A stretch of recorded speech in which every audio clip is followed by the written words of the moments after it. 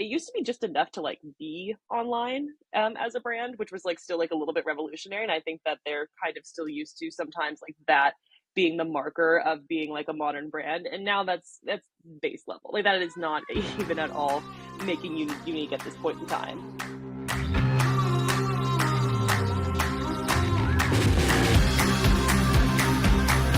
Hey everybody, welcome again back to Radical Content. Eric Gray, and I'm super excited about our guest today.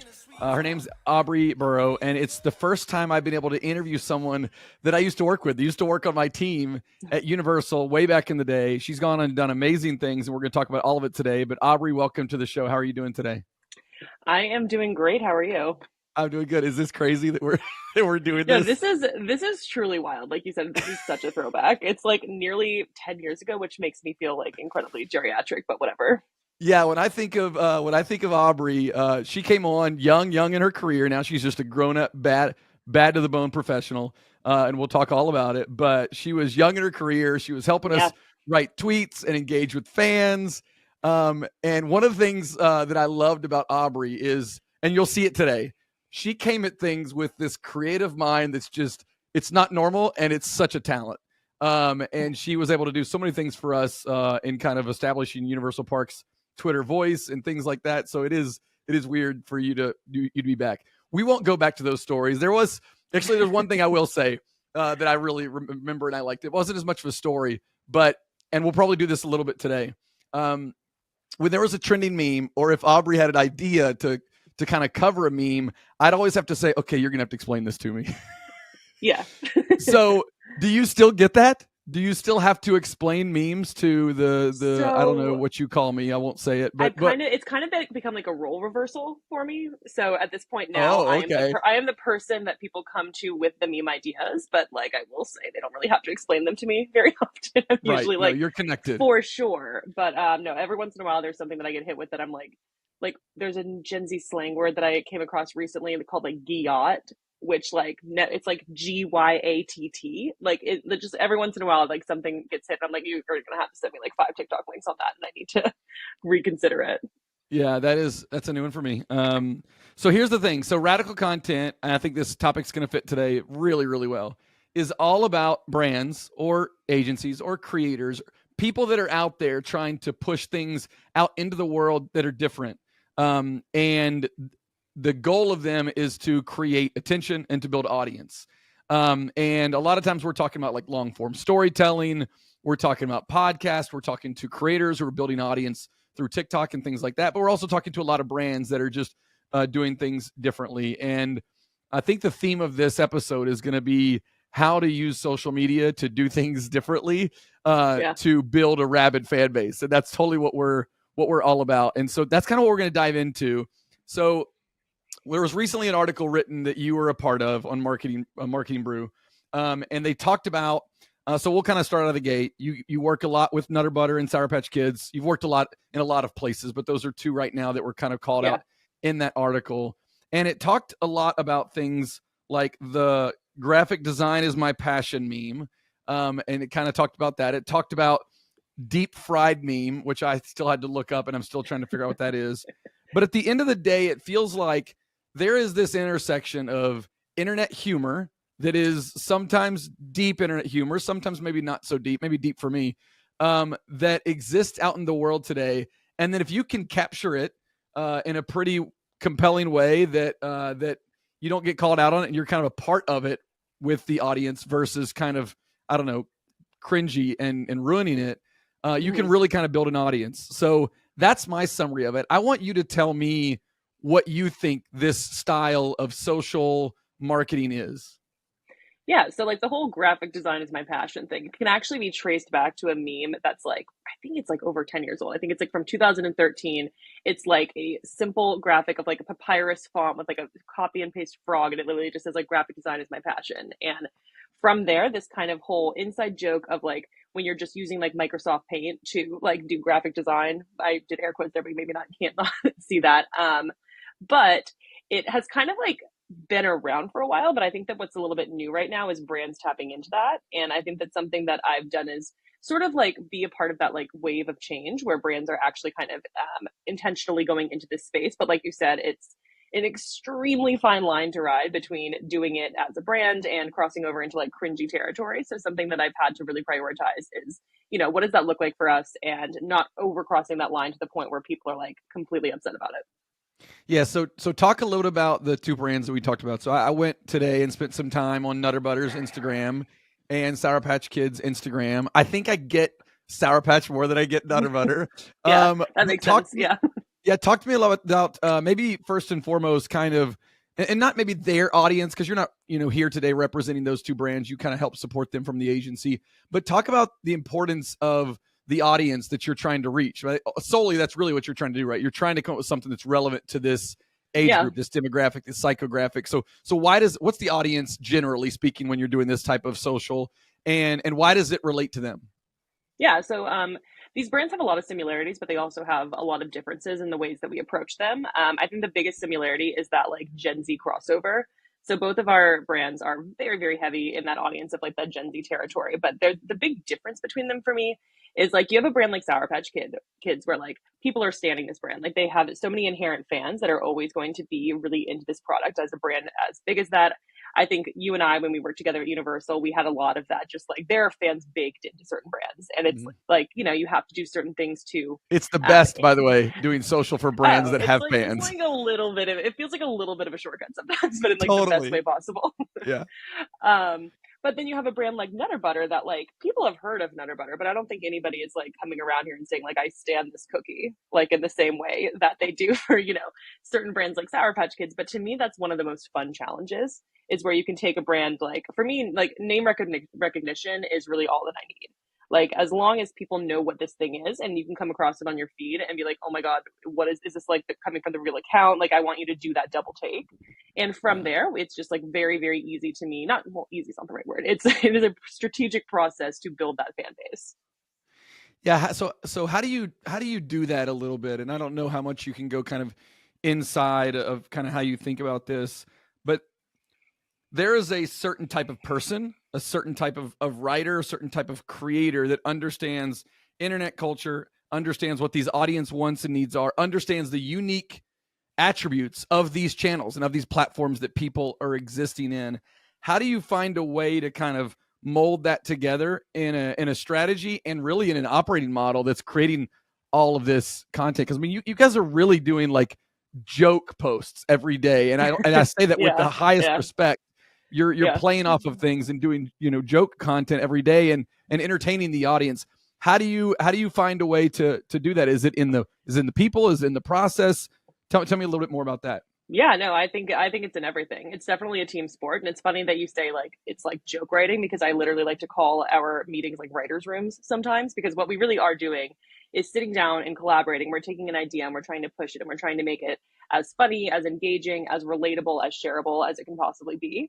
And it really starts with an element of social listening. So whether that be, going through our own comments and like looking for branded mentions and seeing the kind of things that people who already love these brands are talking about, or on the other hand, it's kind of building that persona of who you think the fans of these brands are or could be and figuring out like what else are they into? Like I want to know like what is on the weird timeline of the person who is probably obsessed with Nutter Butter, but I imagine them to be like might be like a little bit of an internet gremlin who's like that guy on Reddit. And from there we're like, okay, what's the weirdest thing this person has seen on their FYP in the past couple weeks and how can we implement that on Nutter Butter? For some reason I'm seeing like an audience slide, and it's like, all right, our target audience today is the internet gremlin. I've literally called them internet gremlins in a deck for sure. All right, so that actually opens up something that makes my mind explode. You're selling this in. You're pitching this. You're talking to marketing executives. You're talking to Yeah. leaders, both at these brands and probably other brands in your career. How, like, there's people that are listening to this, that are social media managers, and they're like, this sounds awesome. That sounds impossible. But Right, you my found client some would ways to never. Yeah. right. But you found some ways to do that. So what have you done to be able to kind of, ultimately tell that story of why we need to go in this space, and then be able to come back around and be like, told you so, right? Like that you've been Yeah. able to do that a little bit. I will say, at least when it comes to my current brands, it is such a testament to the agency and to the clients themselves and the model that we've been able to build here. I work through Dentsu Creative, and we work on a team that handles all of the Mondelez snack brands. So it's anything, well, actually Mondelez, but a lot of people know it more as Nabisco. So, but like that's Yep. probably what would come to mind. Yeah. But it's anywhere from like Oreo, Ritz crackers, Chips Ahoy, my brand, Sour Patch Kids, and Nutter Butter, and just that all of like the strength and numbers that these brands have really contributes to just like all of them approaching social in a completely unique way. But we have this really close relationship with these clients that allows us to just take these really big swings. And there's such trust embedded in this model, and we work so closely with them. But we've been doing so for I think nearly 5 years now, and Yeah. that has just led to these really huge wins, really big swings. And at this point, like I would say I kind of very rarely get like a lot of client pushback in meetings, but that is Mhm. just like, again, it's a testament to the history that these two companies have with each other. I love that. And I think a lot of it, anytime you're able to do something bold, whether you're in the brand, like say a Liquid Death or Red Bull, there's got to be a lot of, or if you're at an agency side, right, for you with some of these Mondelez brands, there's got to be a lot of trust. There's also got to be a lot of clarity around audience, right? So you got to know that, talk to this audience. You can't do it in the same way that you've always done these sorts of things. You got to come at it a little bit differently. And just boldness, like willing to kind of rock the boat. And sometimes, I can think back to sometimes back at Universal days where I was probably texting with a group of people about a tweet that went out and I was a little worried and Aubrey's like, oh, Eric's stressed, and then we had other people on the team that were stressed, but ultimately everything was fine and it really worked. Right. And if you can find ways, to do that. So let me have you open up a big topic that I talk about a lot. I'm interested in your take. If you remember back to our days, we used to talk about things that were shareable, searchable, clickable, some of these dumb things that I used to say as a leader on the team, that you probably rolled your eyes at. But the idea is there's tenets of connecting and entertaining an audience to build an audience from a brand standpoint. Why is it that you think that a lot of brand marketers and brands in general still struggle to figure out how to connect and how to engage? And I mean, look, if you go on social right now and you just start scrolling branded content, it's going to be like 95% trash, right? Still today in 2024. Yeah. What is it in your mind that that brands and or maybe even agencies that are trying to fight, push those brands can't kind of wrap their heads around?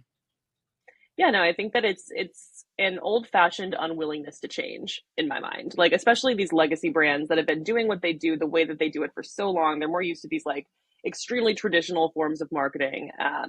And it used to be just enough to like be online as a brand, which was like still like a little bit revolutionary. And I think that they're kind of still used to sometimes like that being the marker of being like a modern brand. And now that's base level. Like that is not even at all making you unique at this point in time.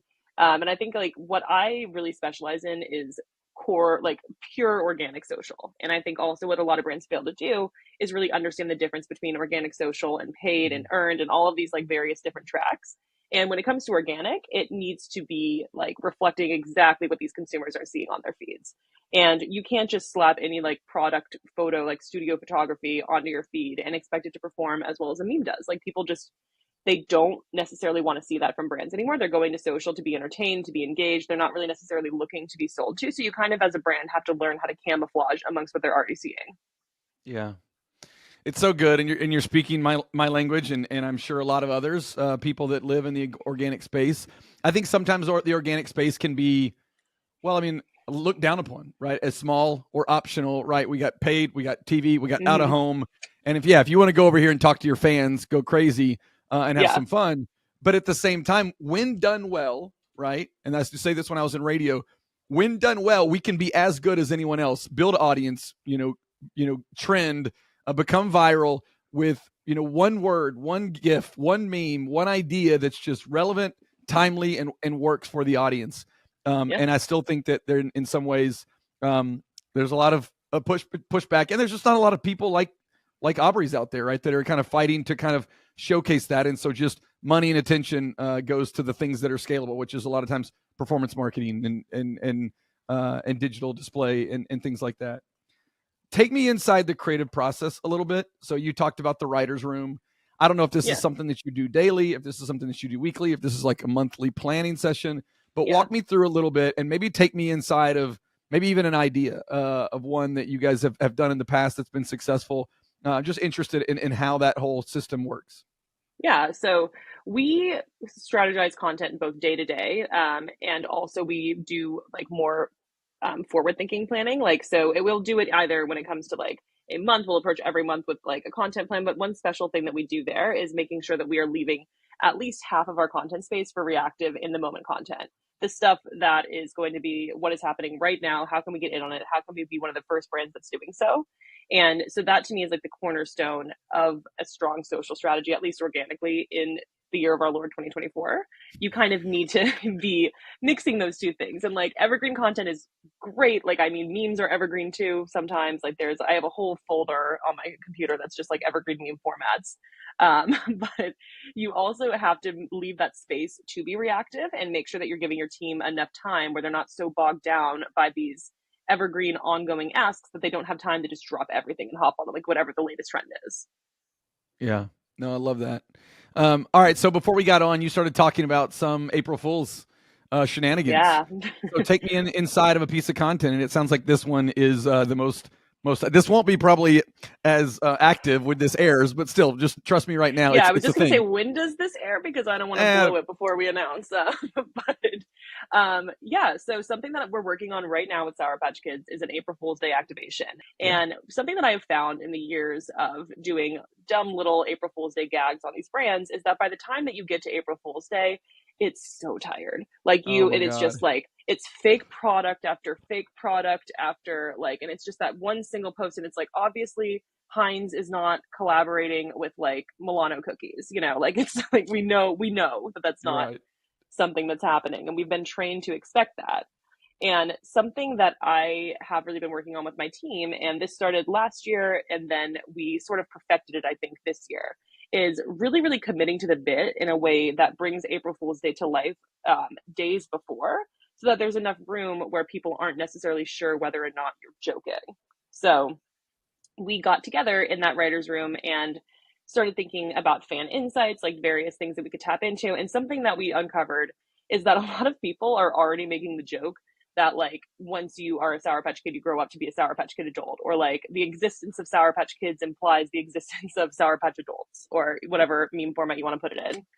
And so we thought that that was hilarious. And then we started talking about, what does a Sour Patch Kid or what does a Sour Patch adult look like? Like they're probably wearing a suit. Like they're probably very sad. They might be like, if we're thinking about what a pack looks like, it's probably it's probably all like they live in grayscale. So like when we made a fake pack for this, we made it completely grayscale. It had little kids wearing suits with frowns on them, and the tagline said, "First they're sour, then they're sad," on it.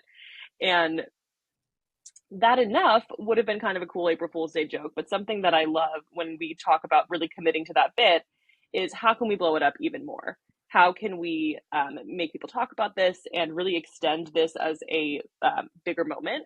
And what we did with this one was we created an announcement. And in this, we were sort of like, and similarly to how when people will make like a Notes app apology or some sort of like text announcement that they post to their Instagram feed, we made an announcement that was like, we've come to the conclusion that the time to kid is over. We need to grow up. It's time. Like we have to move forward. We used a ton of like business cliches, like onward and upwards, Sour Patch adults. Like we are from here on henceforth, we will be known as Sour Patch adults, and it's time to grow up.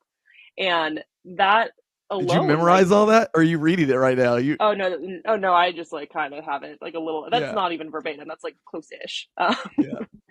But yeah, so we posted that a couple days ago. It started to gain some traction across all of our channels.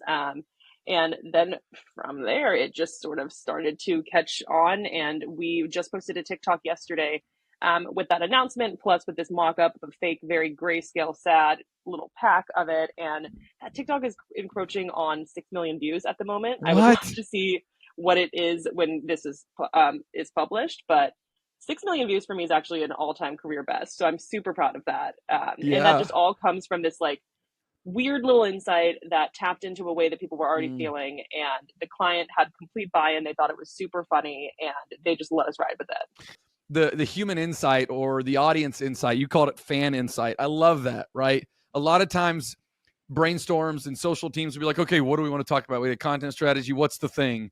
And to say, I don't know, for like, let's just not be that random. What are unique things about them right now in this moment, or of a date that's happening in the future that we can really, really discuss? Because you're trying your best to get inside the audience and their head and trying to find a way to Yeah. be. It's like the word relevant in social teams has been ruined, and I feel like it's got to be changed to like, I don't know, like super relevant, because it's like, yeah, relevant just is so cliche and it doesn't really mean anything, but it's like hyper relevant, super relevant. How do we get to that point? And It's so I love that. relatable. It's like, I feel like that's what it is now. It's so relatable, but it's also like, again, a lot of marketers have ruined some of these words. It's like being actually relatable, right? Like that's the thing that I would kind of say. And then the other thing I wanted to point out there is, social today is so much about cut and paste, copy and post, right? It's about how can we're going to do it, right? We're going to cut this video up into like 12 different pieces of content, which is great and fine and good when you're trying to reuse and recycle. And I'm totally down with that strategy for the right business and the right situation.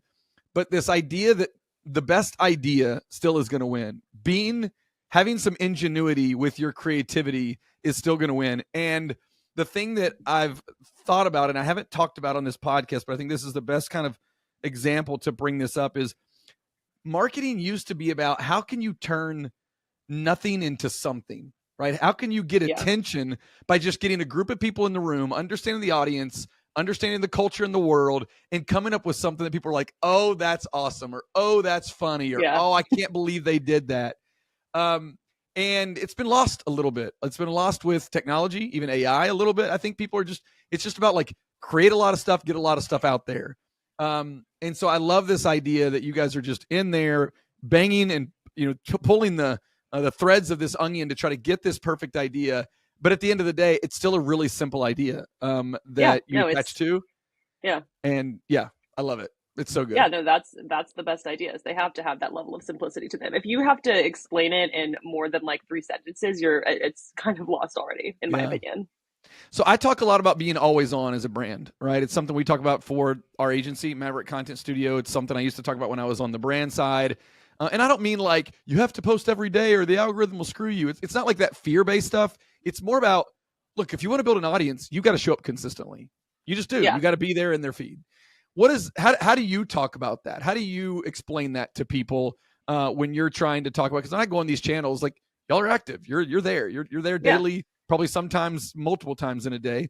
How do you explain that idea of being always on or being ever in their feed as a strategic lever for a business? Yeah. So there's a minimum number that we hit every month, but like that number, it's not by any means like Bible, like we must hit this exact number and we may not go over it. More oftentimes than not, we are almost always going over that number. And that is just treated as a kind of like a benchmark for us to really just go out and find all these opportunities. So when I think about always on, I think about like, and you never want to be like the person who's like being like a toxic boss, being like, you're always on, like you better be checking your feeds if there's anything to jump in on. Yeah. But like every once in a while, there's something so special that it might be happening after work hours and you just have to do it. Like some of the biggest wins in my career have come from like being on my own personal Twitter. Like I could be out like at like a bar with friends or something and be like, like this is just, it's something that we have to do right now. And a really good example of this kind of recently was with Sour Patch Kids. There was a big mention of Sour Patch Kids on the TV show. It's a very Gen Z show called The Summer I Turned Pretty on Amazon Prime. And I don't know, you're probably not familiar with it. I've been totally watching that. I've been just binging it. I was about to say, like, I know you have a daughter, like she'd probably love it. But, like, she's 10. Well, maybe when she gets older. Oh, she's so close. But I'll let Sawyer know. I'll let her know. Yeah, let her know that I recommend The Summer I Turned Pretty on Amazon Prime for her. Make a playlist for her, Aubrey. That'd be great. Oh my God, I would love to. It's a huge moment though with Gen Z. It was a big show. I mean, even me, like I'm, a 29-year-old teenager and I was watching The Summer I Turned Pretty before this even happened. But in like the season 2 finale, there's TLDR, there's a love triangle in the show. There's Team Connor and Team Jeremiah. They are brothers fighting over this girl, Belly. And in the finale, what's her name? Her name is Isabella, but they call her Belly. Got it. Okay. That makes more sense than Belly. You got to know the lore, Eric. Yeah, totally. And so from then, there's a scene in the finale where they're in a convenience store and the brothers are arguing over what is Belly's favorite candy. And one brother says she loves Sour Patch Kids, like it's her absolute favorite. And the other brother's like, no, she likes Swedish Fish. And the other brother's like, no, that tastes like candles. She loves sour. And so just from there, all of the fans started using Sour Patch Kids versus Swedish Fish as a way to represent this love triangle between these two brothers. And so we tapped into that immediately. Like the day that the finale was happening, we dropped everything and just live tweeted the whole thing. Oh my We went gosh. like in a long thread on Twitter and just got out all of our thoughts. Sour Patch Kids equals Conrad, so we're obviously Team Conrad. And we also had Obvious. the added benefit of Swedish Fish is also on our team internally. So Swedish Fish is Team Jeremiah. This So we is like the also, perfect scenario for you guys. This is like, I know it it's was almost like amazing. y'all paid this Prime to do this for you. We didn't. It was just in our feed, so we were like, go, like Yeah. immediately. We didn't run this by the client before we jumped on this. We just knew that we needed to be agile on it and that we knew that Yeah. we had that trust and could do it. And this ended up being a huge moment for Sour Patch Kids. They're still attached to the fandom. Like even with our April Fool's Day activation, we've got people commenting on it, being like, "What does this mean for Team Conrad?" Like people are Yeah. so attaching Sour Patch Kids to this fandom at this moment. And this is actually kind of like it might be leading to bigger things with the brand as well, like attached to that show that might be coming just from this. And but just you just have to do it sometimes, No, and it pays off. When it yeah. pays off tenfold. Yeah, kudos to you and your whole team. That sounds awesome. And there's many a place, Universal. We had those moments, right? There's many a places that see that thing come across and they're like, we could never do it. We could never get this approved or talk to that. It sounds like y'all have some freedoms, which is wonderful, to kind of operate in a very trustful way.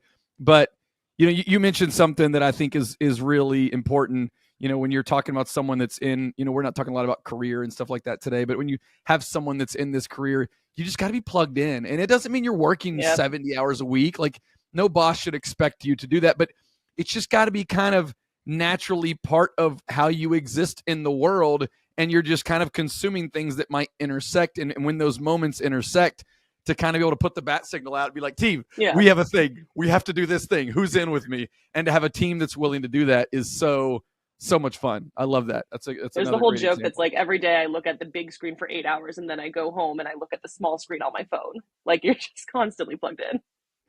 If you were talking to somebody that was wanting to kind of execute this kind of strategy, right? There's it's part humor, it's part being tapped in, it's a lot. It's part knowing the channels, knowing the audience. What would you say to someone that's like, man, I would really like to, and again, pretend like it's a brand that potentially could use this because look, this is not for everyone, right? There's some Yeah. attributes. I think there's some tenets in here that everybody could use, right? But there's an element of what you do and an area of expertise that I think is so special. But what would you tell them if they're like, man, I'm trying to get this started. I'm not sure we can sell this up. But what you've done is pretty amazing. What are some things that you would tell them to do first and foremost? Social listen. Like always go to social listening first and foremost. And there are all of these fancy tools that do it, and those are great, but also like still my favorite way to do it to this day is just searching things on Twitter. Like it is just like there's so much native keyword searching that you can do. Sometimes I'll search like Sour Patch Kids like bad hate or something if like I'm trying to find people talking negatively about the brand. And it's just there's a way to just very natively find these ways that people are naturally talking about things. And that's where your seeds start. And Yeah. that's like where you uncover things like people are making the Sour Patch Adults joke, or people are really standing the brand and attaching it to Team Conrad from The Summer I Turned Pretty. Like you have to do that listening, and you have to just make sure that you are really uncovering any sort of brand truths that the feed is giving you. I often talk about that. If you want to be a bold brand, you got to hire people that can be bold, right? Whether it be creatives or writers. What do you have to have from a talent standpoint to run a team like this? Yeah, so we are so lucky with the team that we have. We have myself. I am a social strategist. Above me, we have an associate director who handles a little bit more of the higher up things on our team, and then I have a direct report who is a social media manager. Honestly, a shout out to him. His name is Zach. He's incredible.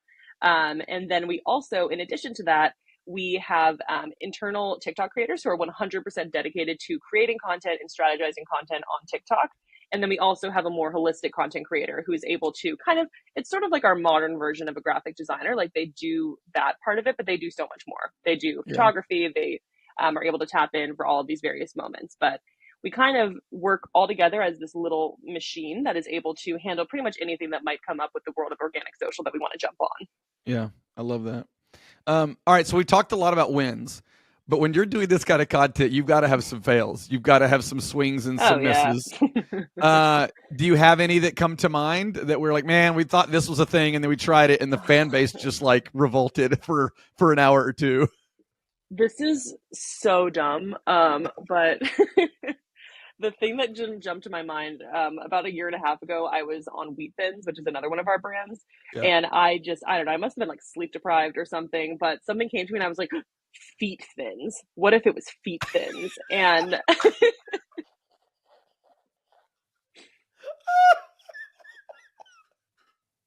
which is like, Oh like my first of God. all, it was totally off strategy. Like it was not a good Boy. idea. But I was like, but it rhymes. Feet thins. Like That's pretty much all you need. yeah.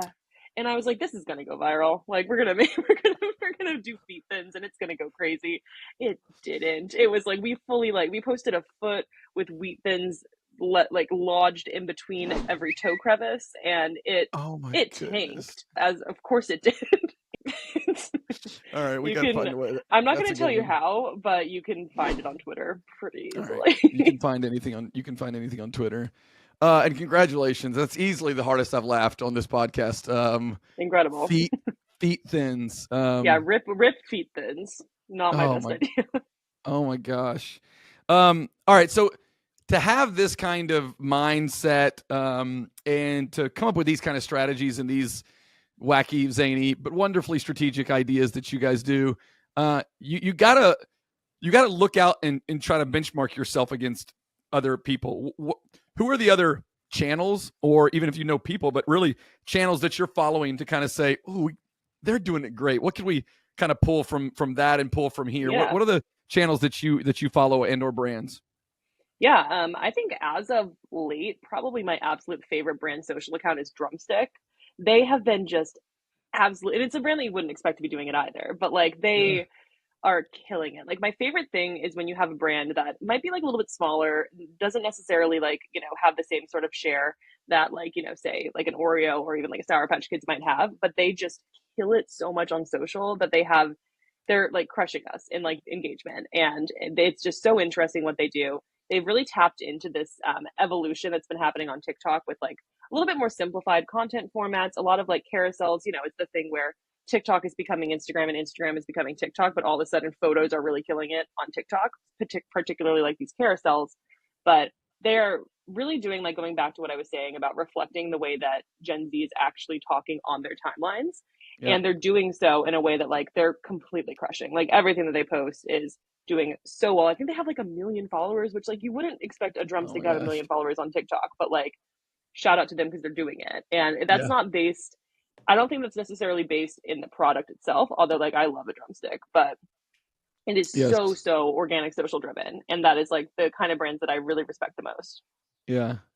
I love it. And but you're staying in this like area of like packaged food, right? It's like, you're like, I'm so deep in CPG food world. You have no idea. It's like, all right. So to wrap this up, a couple quick ones. The first one is, you are made to market to Gen Z, and you're a pros pro when it comes to social. What do you kind of see as the future a little bit, and you could talk tactically if you want to, like, oh, this thing's new and hot on this channel, but you can also kind of, talk philosophically, like, where are you guys trying to go to, or what are you seeing in kind of the future horizon that we've got to all collectively thinking about when it comes to connecting with this Gen Z audience? Yeah, no, I think honestly, what's kind of scary right now is that Gen Z is a little bit aging out. Like, it's not even going to be Gen Z so much necessarily. I put Gen Alpha on a deck for the first time a couple months ago, and like I almost threw up. Like I was like, are we seriously like already going with this new? I can't even think about what this means yet. But like, there have already been, the oldest Gen Alphas I think are like 13, 14 now. Like they're coming. Like you brought up your daughter earlier. Yeah, she's a Gen Alpha. Is she using the internet? What's on her feed? Like, I'd love to know. Like, she is not on the internet. She does not have a phone. She has no feed. She has a gizmo watch that she can call mom and dad. But it's coming, the right move. Aubrey. It's coming. Yeah. And they are already like they're making things. There's a trend that you should probably link if you want to, called Skibbity Toilet, which is the very first like truly branded, like not branded, it's definitely not branded, but like it is Gen Alpha culture, like through and through. And then you have in the comments a bunch of Gen Zs even being like, What? "What is happening to Gen Alpha? Are they okay?" Oh, Like because it is every literally like a because every every generation generation is like, "Is the after one under us judges the okay?" one that's coming up, right? What is Skibbity Exactly. Toilet? By the way, we're going to do another segment. We're going to bring you back regularly, and you're going to talk to us about the internet trends. Are you down? Yeah, All right. sure. She's like, No, not really, skippy but toilet is like a head that's like spitting in a toilet, and then it's like skippity skippity. I can't really do an impression. You're gonna have to look that one up, but that's it's hard to it's do on a podcast. coming. And like we talk so much about Gen Z, but like give it 5 years and we're talking about Gen Alpha, and like that to me is we have to just remain like agile. We have to like always be looking at what's next. You have to, be looking a couple years ahead. I think between that and then like I guess we're gonna have to figure out something to do with AI, but I haven't, like, that for me is like that gives me nightmares at this point. But we're gonna maybe cross that bridge when it comes. So Yeah, at some point, someone's going to take everything from Nutter Butter and put it into an AI and then say, spit out 200 pieces of content that are new original memes that are kind of built off this, but they're not this at all. And then our yeah, heads are going to pop off. exactly. Yeah. It's it's terrifying and it's exciting all in one package. Yeah. Well, I think that, we've talked a little bit about AI on here. And what I've kind of always said is just learn it, understand it, use it where you can, but just because it's not going away. But I do Mm-hmm. have some fear of not it replacing jobs, but just what it can do, beyond what we're able to fully control. But Yeah. yeah, I don't know. We'll see. All right, I've got one last one. So way back in the day, you used to work on the team, and you and some other people on the team would bring ideas and memes to me, and sometimes I'd ask for to be explained, and sometimes I'd say no to those ideas. So now you're the person that's in that seat. It sounds like, and so I want to know, how do you say no to some of these ideas that maybe they're I like know. too far, they're too internet culture, and you're having to go, I can't believe I'm having to say this, but here's why not. So tell me about that. Honestly, a no, a full no for me is very rare. Like I have builds, I have, I have guardrails, but like when it comes to like, as long as it's not like wildly brand unsafe or something that could Sure. like, get us in trouble, Yeah. I'm extremely open to, are we allowed to cuss on this podcast? Sure. Around and find out method. Like Yeah. I am so in support of like the best things happen when you're just willing to test things out and try. And the Yeah. worst thing that can happen is it flops, but things are going to flop constantly. Your best Yeah. ideas are going to flop. Like Yeah. it is so much just like it is a territory of trying it out. And Yeah. yeah, so I'm not, I definitely say no less than you said to me. So God, you're waiting for the end of this podcast to deliver that one. No, it's good. We had a different brand, Aubrey, that you're dealing with today.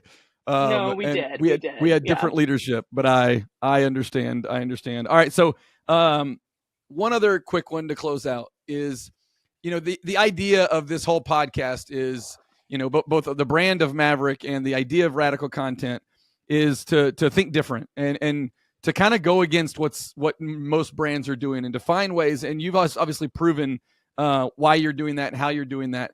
How do you think about yourself? What do you think kind of makes you a maverick in this world of marketing? And what do you like about that? It's just something Yeah. we're kind of trying to close this all the shows out with is what makes you a maverick. It might sound a little bit lame, but like, for me, I think I come from a comedy background, low key. Like the way that I got into this entire marketing world was I started a satire publication in college, and I wanted it to get big, and through that, I taught basically like just taught myself how to do social strategy for it. And when I was applying for jobs, I was like, oh, I think I know how to do that. I think I could be like a social media person. I guess I'm already doing that, right?